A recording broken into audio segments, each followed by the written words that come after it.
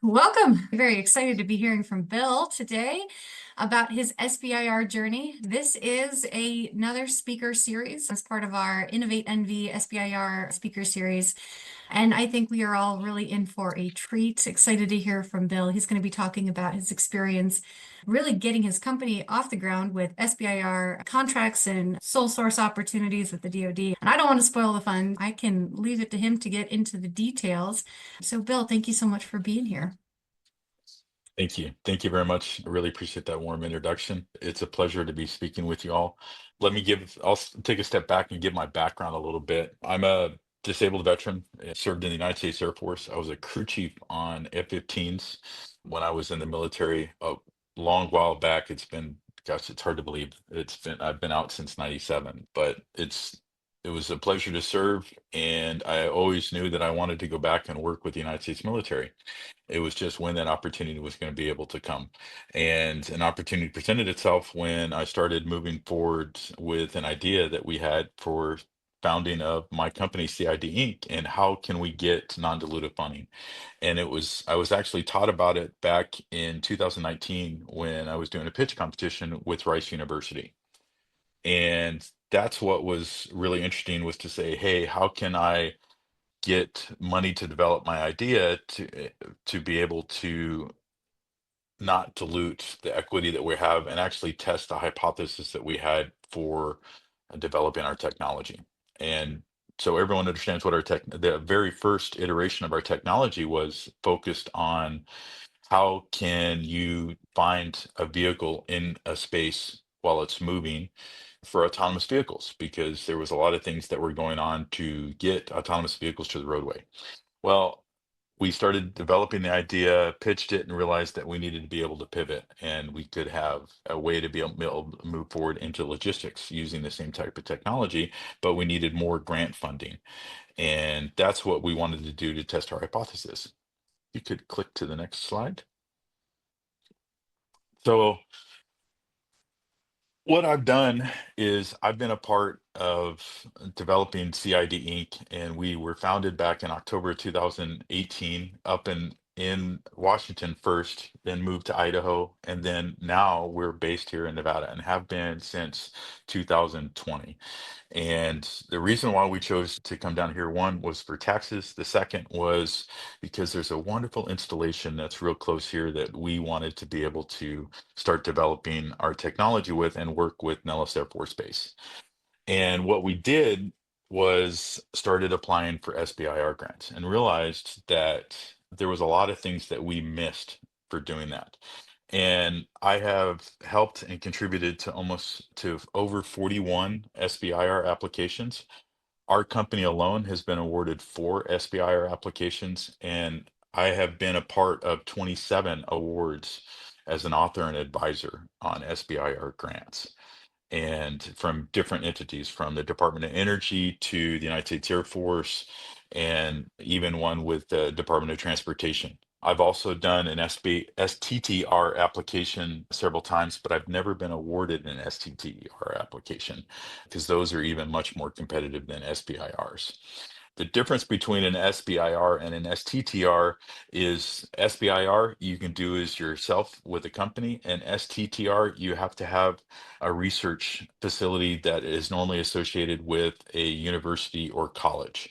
And you also have to have a doctoral candidate that has been involved with that, or a doctorate program that is going to be the program manager when it comes to that. And so there's a lot of credentials that need to be for an STTR. And then most of the time when it comes to STTRs, the university is also taking a big chunk of the development funds that you get. Normally you get about 40% of an STTR grant, where the university will take the lion's share of the funding award. And so it also depends on what you need when it comes to your development. So that's some of the parallels and the choices. My background is I am a published author. So when it comes to writing, I really hate it as an aspect, but it's something that's so important for business development, for being able to write grants and be able to pursue money. You have to be able to articulate your idea on paper in order for someone to understand what you're trying to achieve. And that's what's really important about this. So one of the things that I wanted to get down to is what are the areas that are really important when it comes to an STTR and an SBIR program that you need to focus on. And these are the areas that I have found in order to drive success. First, before you even start going down an SBIR path, you have to start talking with the customer. The reason why your customer is going to define your narrative and how your technology will get used. As much as you like to think, being as it's your product and your idea that you have it, your customer is going to define the use case in which that technology is applied. The more you understand your customer's problem and how your technology is used in that space, the better success that you're going to have in an SBIR application and grant, because you're starting to understand how your technology is used in in that space. And it needs to be a dual use technology for an SBIR grant. What is a dual use technology? A technology that can be used in the civilian world and in the military world. And there's always going to be a different use case when it comes to that. The example being for my company, CID, we are a logistics company. We have a use case to be able to track items in real time moving through a space globally. And how do you use that in the military? Well, that's quite obvious. The military is probably one of the largest logistics organizations on the planet because they have to move labor and material to get it down range. And that's their sole purpose, is to protect us. And you have to have a supply chain in order to do that. And so my use case is, how do we use that in a military? The requirements of military is going to be totally different than what we would ever use in the civilian world. An example being is, what one of the hardest environments that they operate in is around munitions. Everything in a munitions environment is potentially explosive and deadly. So everything that you operate has to have a different level of safety than normally wouldn't be operating in the civilian world. And then the security involved with who has access to that information is on a different level in the military, because it could be segmented to the operational zone that you're operating in. It could be the security just to even get on base, and then who has access to that information. These are all things that are different when it comes to dual use technologies. And many times people don't understand the use case for a military in which it can be used. And the example, the DLA, the Defense Logistics Agency, is basically all logistics. They supply all the paper, the toilet paper, food, nuts and bolts for the end user, which could for the Air Force would be the flight line, right? And a military operational zone. They acquire all those supplies and feed those to the base. Well, how they operate at one location is going to be different than the other, and those requirements are important to understand. So the sooner you can start looking for a potential customer in the military is very vital for you understanding how you're going to be able to operate your technology in that environment. And then that defines the narrative. So I'm going back to the narrative when it comes to it. Then you have to understand what's called a subject matter expert that is in that field that you're going to be operating in. The sooner you get to talk to your subject, your SMEs, and that's what they're called, the better that you're going to understand their day-to-day operations and how they would use your technology. It could be from a hydraulic valve. It could be to what we do is operate in the logistics operation. And that's really important for you to be able to understand that.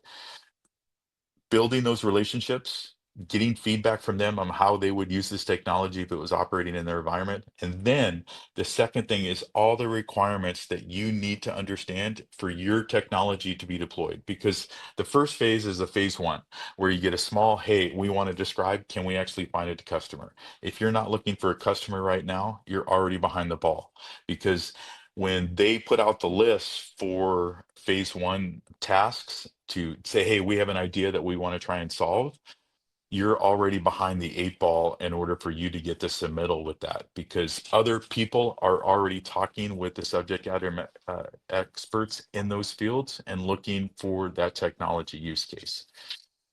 So you should be looking now even before the awards. And then when it comes to transitioning to a phase two, the more that you are talking with your subject matter expert, the better that application is going to be when it defines the narrative for your application. And how you submit and getting that support is crucial.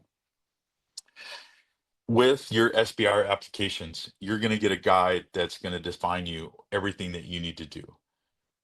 Follow that to the letter. It'll say section 1, section 2, we need all this information. Follow that to the letter. If you have any doubt, there are plenty of tools that are online that you can see drafts of different ones from applications that you can do. Reach out to advisors that can say, hey, do you have templates that you've used for successful airports? Most of them are going to be paid. Sometimes it is worth spending the money to be able to get an expert and advise you. And I'm not saying that I'm available, because I'm not. I just don't have the time anymore to be able to do that. But there are people out there that can advise you on how to submit and provide you feedback when it comes to that. Your first one, I always recommend to get somebody that's going to advise you on that, because they will critique and provide feedback because they've already been through the process, whether they think that's a good application or not, or you need to provide more information and something area is lacking. The last is going to be letters of support. As much as they say that letters of support are not important for it, it's what type of support are you going to be getting long term when it comes to your program that you're offering? Is the state behind you? Are the military installation, is the wing commander understanding what you're trying to achieve on their location? And do they think that your problem or your solution for their problem is relative to that space that they're operating in? And even getting your current customers that are in the civilian world to write a letter of support, showing that, hey, this is a good solution for the problem that we currently have. That is so crucial to be able to show. And I always recommend doing 5 letters of support. You can also reach out to our congressman here in the area. That's their sole purpose, is to say, hey, I have an idea. I want to support this. Can you give me a letter of support for this application? It also puts them on their radar for Congress as you start to develop your technology through this SBIR program to get it funding to get on the NDAA. That's your end goal when it comes to the military, is to get on a recurring contract to be able to do. And that's what you want to be able to do. Letters of support from Congress always help an application, because can you imagine the evaluators looking at it and you got a letter of support from your congressman, you have a letter of support from potentially the wing commander at the base, or even one of the chief master sergeants that are at that base, and then 3 of your customers saying, that's big stamps of approval, say, hey, we like this idea to be able to do. As much as they don't like to say that it's evaluated, I've never had one that has been turned down that's had at least 5 letters of support with a mix of who they're coming from. Then when it comes to the details of your submittal, the more justification you can give for an expense, the better off you're going to be. Get down to the micro details. Say, I'm going to need a laptop for this. I'm going to need to travel, and justify all those expenses. The more detail you get, the more detail that they see that you're going to be putting into your project. When it's aloof and not detailed, I haven't seen a subject matter expert say that was a good report. They love detail. The more detail you provide, the better you are. And that's when it comes down to budget, because literally that's what is the nail in the coffin, is most people don't have the detail in their budget of where they plan on spending their money, to the personnel that are evaluating the project, the testing plan that you're proposing for them, and then what are the extracurricular, or am I going to have subcontractors on this report to evaluate? Do I have a lab that I have to expense? The more detail you provide in that, the better off that you are in that submittal. And then in your testing plan, I always look at it as 5 different stages when it comes to it. Initial kickoff, develop the plan. As much as you might have an idea for it, your site visit and detailing the plan of what you're going to be doing in their environment is critical. And that's on a phase 2 application. A phase 1 is basically going to be reports. Hey, I'm going to be finding it. I'm looking for a customer. The next is, this is my idea and presentation. Who have I reached out to? And then submitting a final report. These are all the people that I've worked with. This is who I'm potentially going to be working with. And then I'm going to be working with, and then this is how I plan on going to the next level.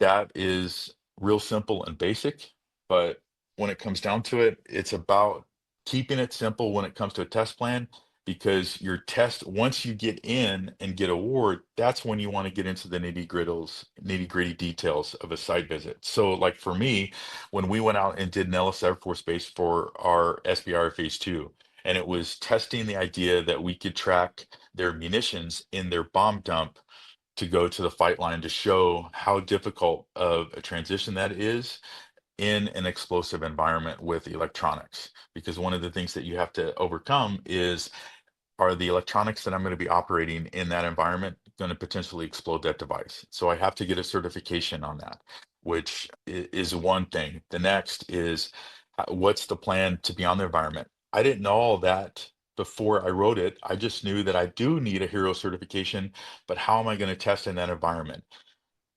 I had an idea, but the more detail that you have with your SMEs, you can be prepared for submitting that plan. But you don't need that detail until you're on site. So focusing on that can get really difficult. Persistence literally pays off in the end. It is going to take a lot of meet and greets, a lot of phone calls, calling the base there, and getting to know your local constituents on who is it. Don't be scared to call the public affairs office. Say, hey, look, I'm trying to get an SBIR award. I want to be able to work with this group. Who can I talk to that's a subject matter expert in this area that I could potentially be? And normally they're going to give you, say, hey, call this squadron. You want to get talking with the staff sergeants, the tech sergeants that are first going to be your first line, and then you're going to be convincing their boss that, hey, this is what I want to do, because they're going to rely on their subject matter experts of, is this an idea that we want to do? And then it's, how can you write a plan to be able to support? So that's all I have right now for a simple recap. I'd love to be able to open this up for questions on my experience and the pros and cons of working with the United States military to develop a dual use case. Thank you so much for that, Bill. Any questions? Feel free to unmute. So I popped a question in the chat. You talked about letters of support from senators and representatives. Those are specifically not allowed with DO Energy SBIR applications. Yep. I don't know if that's a rule that comes down from the SBA to the agencies or not, but That's probably agency directed when it comes to it, but there's the balance to that. It could be your customers, it could be other people that see a use case, an expert in the field and a civilian. And if it's not Congress, there's other people that do letters of support. It could be the agency themselves reach out and say, hey, this is a good idea. Do you think this has a use case here? Don't be scared to reach out to the agency directly and say, hey, who's your expert in this? And they can write a letter of support too. I'm interested in this, that type of stuff. okay, cool. Thanks. Yep. I have a question. Go ahead. The SME's letter of support, do I need that for phase 1 or only phase 2? And during phase 1, I'm thinking about the support. Dude, always submit letters of support for every application that I have. And the reason why is it shows that you're already out there, you're already talking to people, and there's an interest for it. Even if it's your own customers in the civilian side, that shows traction, and it shows that you are already working on something there. It's, to me, letters of support they tell a narrative that is, I have influence in this area in many different ways. And the person evaluated might not be the SME for your subject. And that's something that's really critical. They normally have somebody that is evaluating it in an area that and they're looking at, does this have everything checked marked to be able to say the documentation is good? So that checklist they give you for an SBIR, or did they fill out all the paperwork properly? Does it have everything? They're going to rely on the SME. Is this something that's viable? And if you have a letter of support from an SME that's in that area, that's crucial. And that's one of the, because that's who they're going to rely on.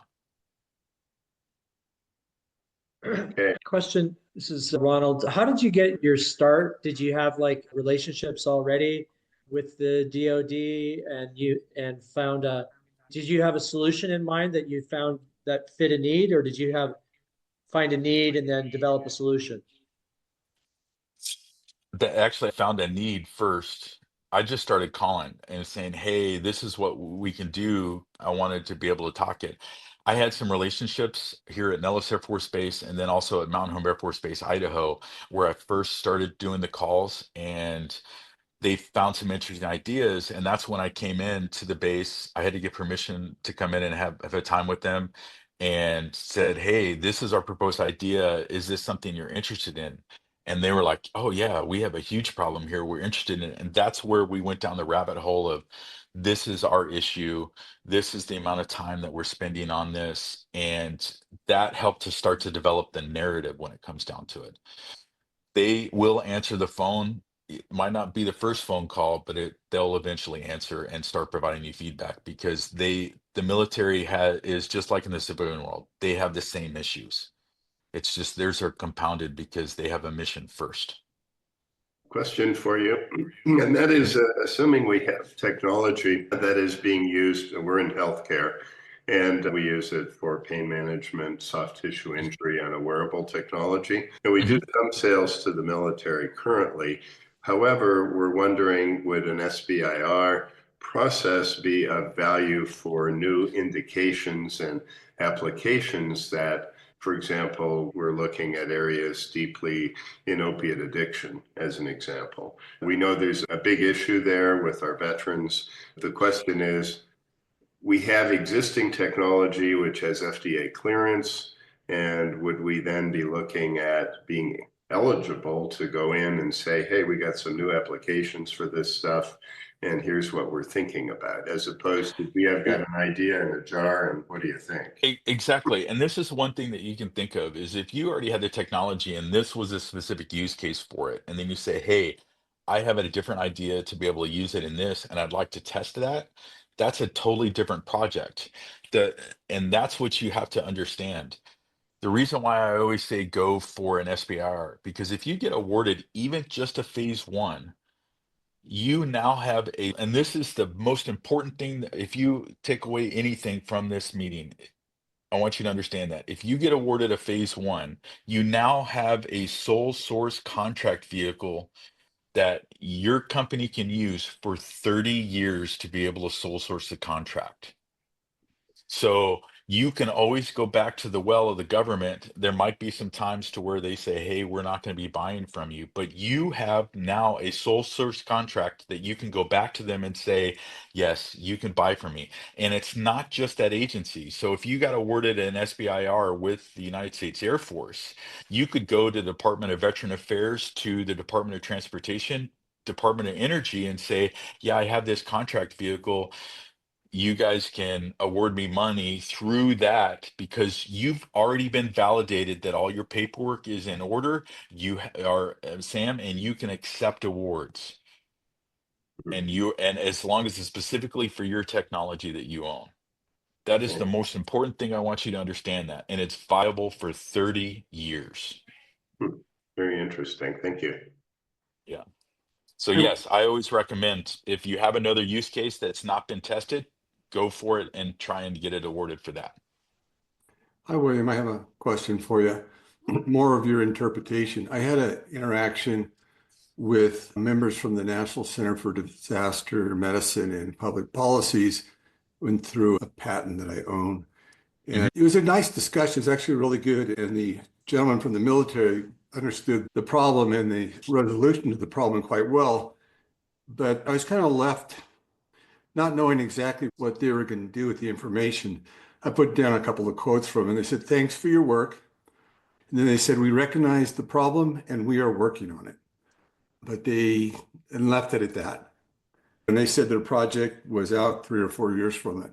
How would you interpret that kind of an interaction with them? Are they just going to steal the idea and be done with me, or what? Yeah, probably. Because if you're not in their face on a regular basis, they're probably not, it's unless it's their problem and they sought you out and say and brought you in, it's probably going to be one of those things that they file in the vertical file. They'll listen, but you got to be in their face when it comes down to it. And if it's something that they are working on, they probably have other solutions out there that they're working towards.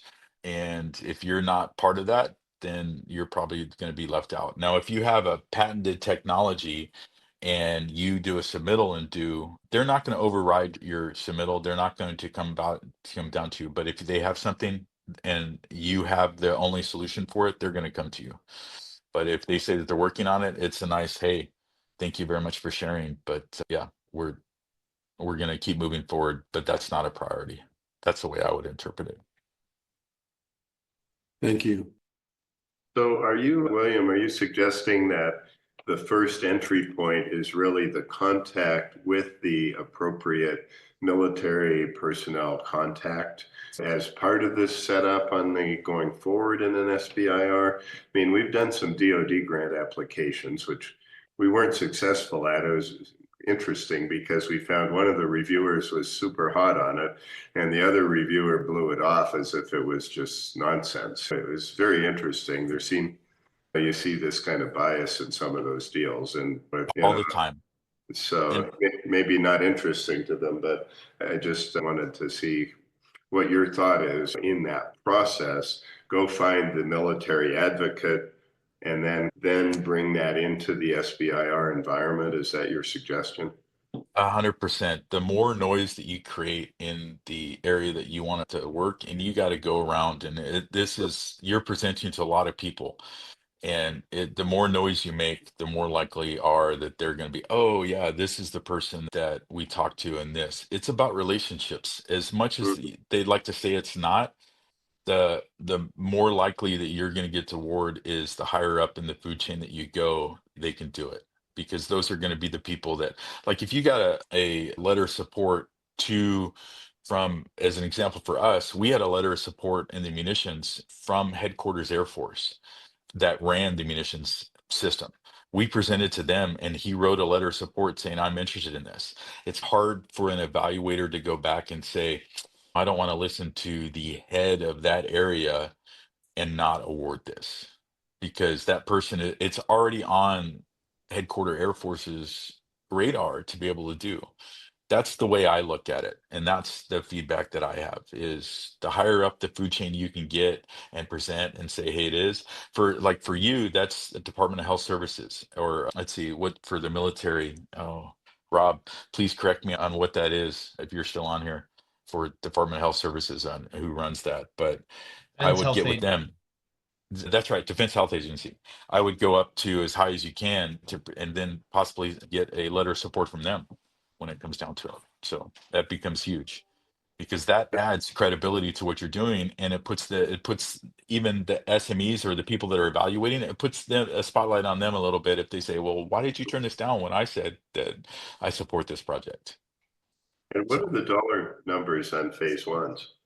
They range from 50 to, I think they can go up to as high as $100,000. It depends on the agency and that when it comes down to it. But the purpose of the phase one is to say, hey, do you really have an idea here that can be used in this workspace? And getting a phase one award is very powerful, and it's the lowest bar for evaluation. So I always say start, and it starts you on the track for approval. If you're jumping to a phase two application, you better have the biggest, shiniest rocket on the planet that's never been seen before to get that award. I actually haven't met anyone that got awarded a direct phase two. I've heard that it's happened, but normally it's someone that's always had a phase one first.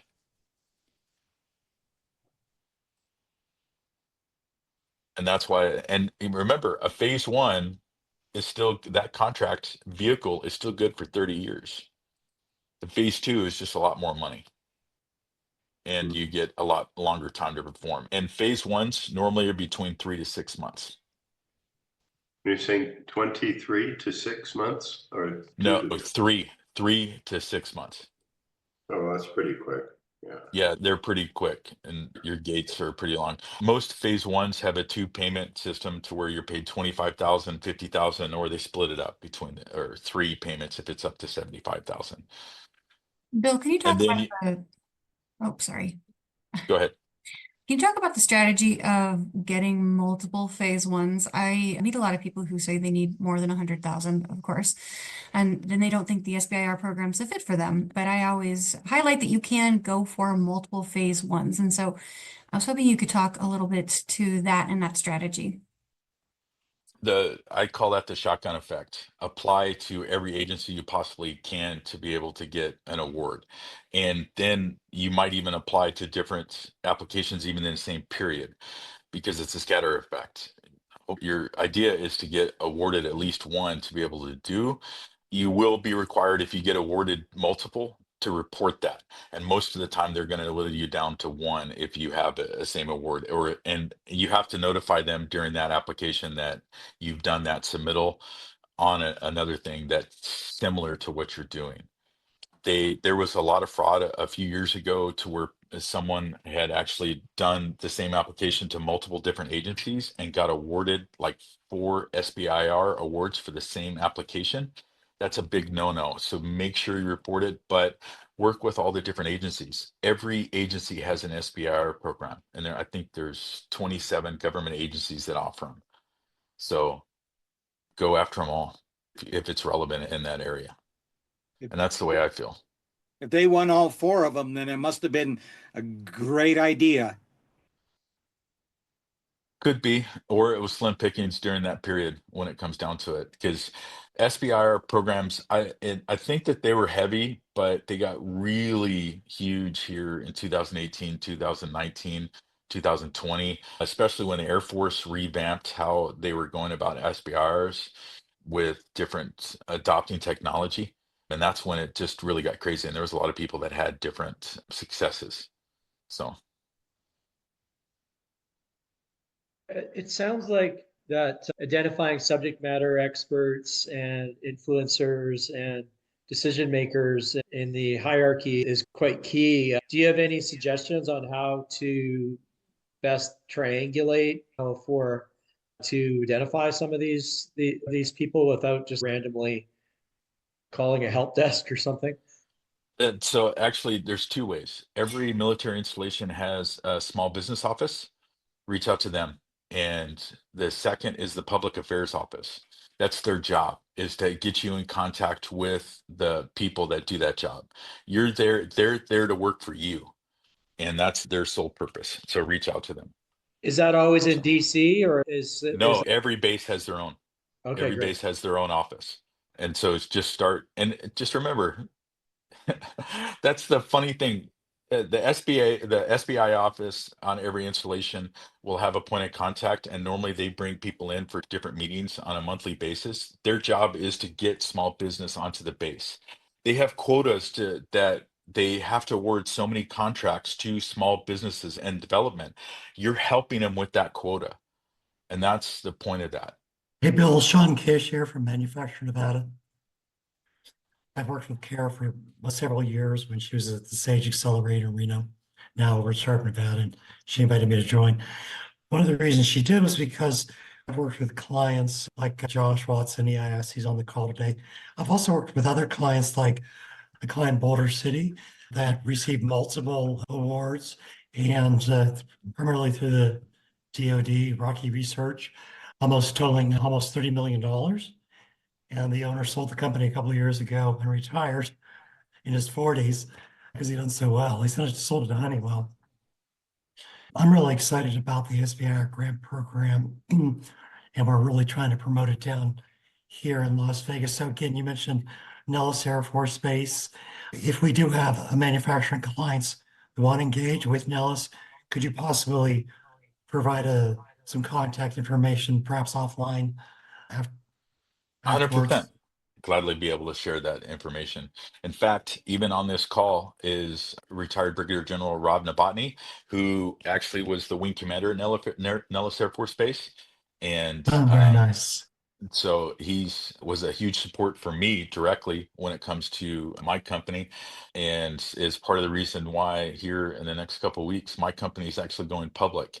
We started out with SBIR grant funding Right. to develop our technology and get it to the point to where now we're going public, which is a huge success. Congratulations. And I have to say that the lessons that we learned at Nellis Air Force Base with our phase, so we did a phase 1, we're awarded, and then we got a phase 2 at Nellis Air Force Base. They're doing a huge restructure on the SBIR program within the DoD, which is exciting to me how they're going to do it, because now instead of just having a program to where the military each branch is trying to develop the technology, they're conglomerating them so that they can pool resources a lot better. And then you're not fighting against all the different SESs, which own the programs that you would be getting the NDA dollars done with. So it's pretty exciting. That's what I've heard when it comes to the pipeline. But yes, SBIR here at Nellis Air Force Base, there's lots of military installations here in Nevada that you can Right. actually reach out to be able to do. They Multiple. want to work with you. They will take your phone calls. That's what's great about it. Remember, they work for us and they want us to work with them because they want better efficiencies. The better their job is when it comes to supply chain, when it comes to every type of widget that can improve their mission, they want it also. And I'm a big proponent for this. SBIR program helps companies. I'm living proof when it comes to it with the company that we started and are moving forward with. It happens, and that's what's exciting about it. Thanks so much. You're welcome. You're welcome. Your SBIR, you won those through which government agency? United States Air Force. Okay. So it was the Department of Air Force. So yeah. And now we're just trying to take it to scale. I also got one awarded with the Defense Logistics Agency as a phase 1. Bill, I do see a couple of questions here in the chat. I don't know if you want to Okay. look at those and address those. Yeah, here, let's open up the chat here. Okay. Let's see. Military DoD can't impact DoD civilians or combat arms military. Justin, could you elaborate on that a little bit?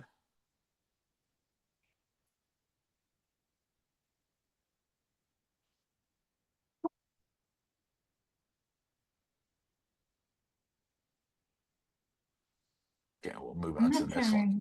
Yeah, I don't know if Justin's still in the call. That was an earlier one. Okay. Where do you find the problems trying to solve? That's a great question. I just started asking questions. Hey, if you had this, when I was doing the cold calls, and that's something that I just love doing is cold calling people and start asking questions. Hey, if you had something, this type of thing, is this something you'd utilize? And then you start going down the rabbit hole when it comes to how they're currently doing it. And then if you can improve that process. And that's what you want to prove. So is there a grouping out there that shows what the SBIR topics people are looking for? Because I know in the DoD, for example, they come up with, we get the emails all the time. We're part of that whole environment. And I wondered on the SBIRs if they do something similar that says, hey, we're looking for blah, blah, or here's the type of applications we're looking for, which is pretty common with DoD and some of the other agencies. Yeah, and that's on the SBIR topics page, and everything's listed there. The military, they're religious about it. But I want to warn you, if that topic is there, you're behind the 8 ball, because you can actually start hitting up your SMEs, the people that are looking for solutions, to where if you provide, say, hey, I'd like to do an SBIR in this, they'll actually sometimes even create an SBIR topic for you to submit, and they're looking for it. So if you find a topic, that's why I'm saying engage the government agency now. And you can also submit your stuff under an open topic. If it is vital enough and it's going to change, they're going to accept it under an open topic. I did add that link also to the chat for anybody who wants to dig in deeper to the SBIR program. You can check out sbir.gov. And then the topics page will also show you all of the participating agencies and their timelines and when they release topics. So take a look at those links if you are interested in applying. Question, Bill, your company retains all the IP rights? Is that right? That's correct. That's correct. Now, when it comes to, let's say you have a use case that's in the government, that specifically, like you have a weapon system that you're developing for them, and I'm just using that as an example because that's what I'm experienced. If it is substantial and dangerous enough, they will keep it, and but they'll pay you for it pretty substantially to where you can't resell it to anybody else and then help you with the development on that. But they want to normally encourage you, if it's a true dual use in both civilian and outwards, the military use case, they will lock anybody else from being able to do anything with the military. That's the point of having an IP. But you retain all the rights. You just have to declare it. Now, the one thing I want you to, the caveat here is that let's say you develop something and submit during that application period, you have to report that to them. But if it's something you already own, already have developed, have the idea for and the IP for, you're just reporting, hey, this is what we use during this time period, and it locks everyone else out from doing it.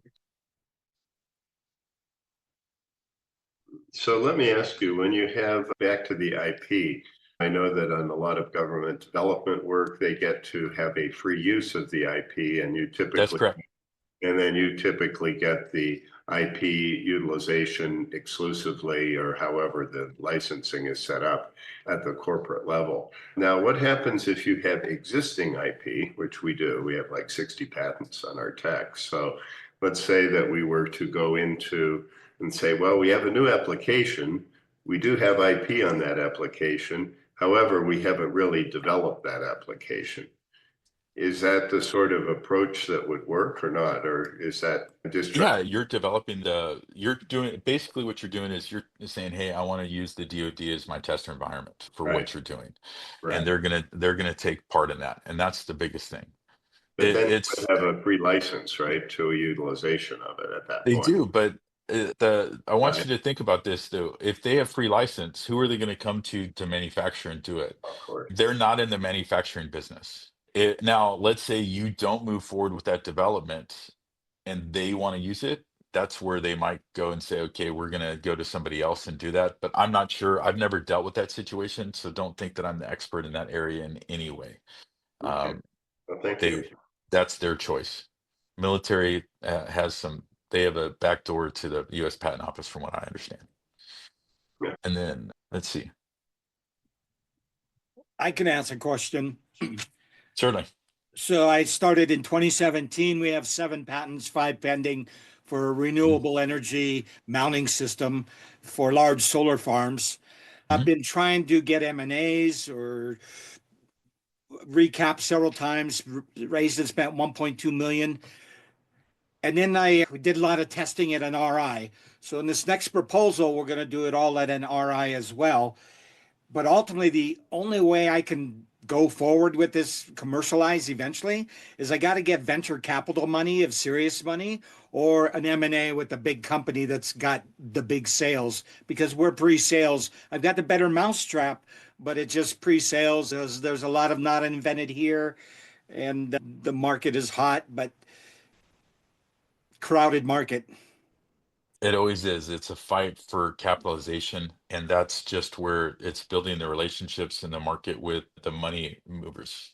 Example, pitching with a startup NV, that starts to get you the exposure, but you have to start driving sales. And for your technology, one of the biggest pitfalls for sometimes is like the use case that I had for autonomous vehicles, right?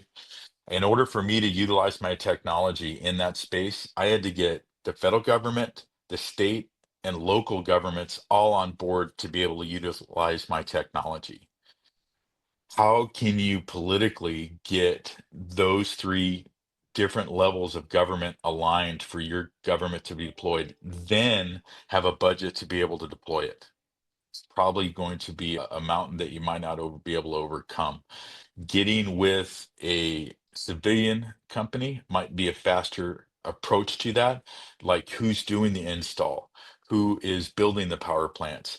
Get with them. The government might be funding it, but if the civilian side that's doing the install, that's where I would approach it, is to say, okay, who's going to actually be doing the install? Is this a better widget for my project that's going to make me more money to be able to maintain? That's where I Yes, would start. that's where I am going. I'm not going to the military. It is to the contractors that are building it, but they've got relationships with the big producers and they're busy. And I will search for those letters of SMEs from them. Yeah, that's what I would do. Well, thank you. Yeah, yeah, most welcome. Like we have some questions from Gene also in the chat. Gene, let's see.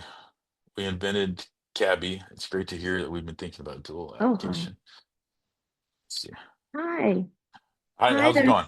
Oh, pretty good. Thank you so much for having this meeting. I was just wondering, we have a lot of contract companies that will produce the pharmaceuticals under FDA guidelines. So as far as the commercialization phase, it's a credibility for commercialization. And we have a number of them that they're more than happy to write letters for us because they know our scientific and our IP is put in place. So I was just wondering in terms of the letters that you were talking about, Letters of support.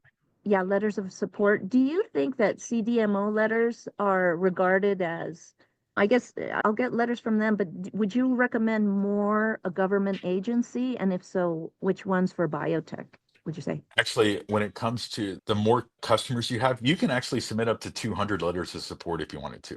And if they're all Oh. customers that say, Uh-huh. hey, we like this, we use this, it adds more credibility to what you're doing. Oh, great. So Mhm. I always say minimum of 5, but you can Uh-huh. do up to 200 letters and upload those. The Oh, more okay. letters of support you have, the better off you are, because it shows the traction that you're doing and it Mhm. shows the commercialization when it comes to it. They want you to be successful, and the more you Mhm. can prove the success you're Mhm. having, the better off you are. Okay, wonderful. Thank you so much. You're welcome.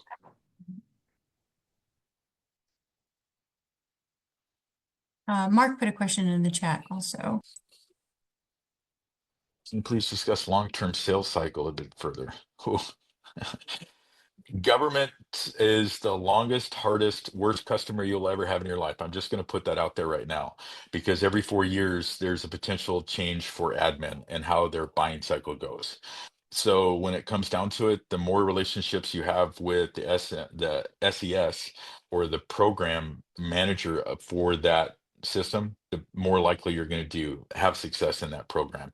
But it's still very difficult, because it's about relationships, meeting with them on a regular basis, making sure that you're that squeaky wheel. The long-term end goal is to get a long-term 10-year contract. Everyone, that's their dream. But in many ways, it's probably the pipe dream and it's the white whale that's out there. I joke about that all the time. Focus on the civilian side. The military is a long-term sale. If you have great success in the civilian side, that's when you're probably going to get carried over to the military. Use the SBIR grants as a development avenue for non-diluted funding to get your idea and proof of concept. It gives you your first contracts. It gives you the first wins that you have for raising your capital. And it gives you a customer immediately. And then as you're developing your idea, you can focus on the civilian side. But selling to the military is difficult. Selling to any government agency. Rob can speak to that specifically, and he works for Boeing now, selling, and they're already a customer. Am I right, Rob?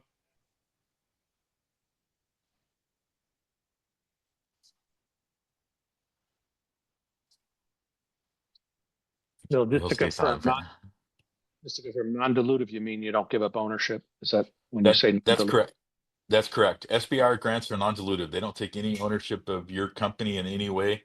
They just get free use on your technology when it comes to any type of technology you develop with them.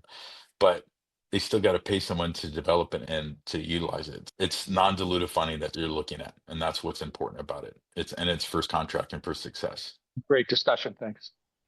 Is it possible to generalize the mindset of the subject matter experts in terms of, in general terms, are there certain hot themes right now? And in general, are more of a mindset of like looking for incremental type improvements, or are they looking for and more risk averse, or are they looking for leaps, or is it impossible to generalize? Dude, that's a difficult one. It really depends. Like for us, one of the things that we proved with our logistics technology is the one thing the military loves to do is count. How much do they count on a daily basis, what they have in inventory? We even showed when it comes to base wide, because they have to do at least once a year an audit of everything they own. Okay. And they've never passed one that I've ever even heard because they've got lost items. We even went to a base where they had one room where they had 13 printers that were all broken, but they had to be accounted for. And to show the amount of time that they were counting the items just to be able to pass an audit. And we showed, hey, if we were attached to everything on their installation, we could do that count in an instant in real time to be able to say, yes, this is on base, it's verified, and here's the location for it. That is a huge labor savings when it comes down to it. But sometimes when it comes to a 10% change in current use case, that's enough of expense to be able to multiply that across a military. That is an improvement. That's why talking with the SMEs, so you can start to, hey, look, this wrench, if you actually put a gear in the wrench, it's more efficient than a regular standard wrench. That might be incremental enough that they say yes. And that's why talking to them, they're going to tell you. That's They're better gonna than say, putting a wrench in a gear. That's exactly right. That's exactly right. All right, I think we have time for one more question. Darnell, you unmuted. I don't know if you have a question. Or if I anyone was wants. just curious to know if will we have access to these slides after this? And I want to thank you. This is a great webinar in regards to the information. Thank you. Thank you. Thank you. Yeah, feel You're free to fine with share it. sharing it. Yeah, No okay, problem. great. Not at Thank all. you. Great. I will send the slides as well as the recording after this. I'll also share information on this program. So first of all, Bill, thank you so very much for your insight. This was really fantastic and really, I think, helpful for everyone to see what is this program and how does it actually apply to a real business? And it's not just an acronym, it's not just government, but how did it impact you and how does it affect you? So thank you so much for your insight. We all appreciate it. You're welcome. Glad to support. No, Good to see you all, and we'll talk to you all later. that's great. Thank you. Cheers. Thank And you. Kara, can you send us your contact information? Yes. If you want to share that, that's fine. Okay, I will do Thank that. you. Also, information on the program, Innovate NV, I just put a link in the chat in case anyone's curious. So thank you. Thank you. Cheers. Thank you. Take care.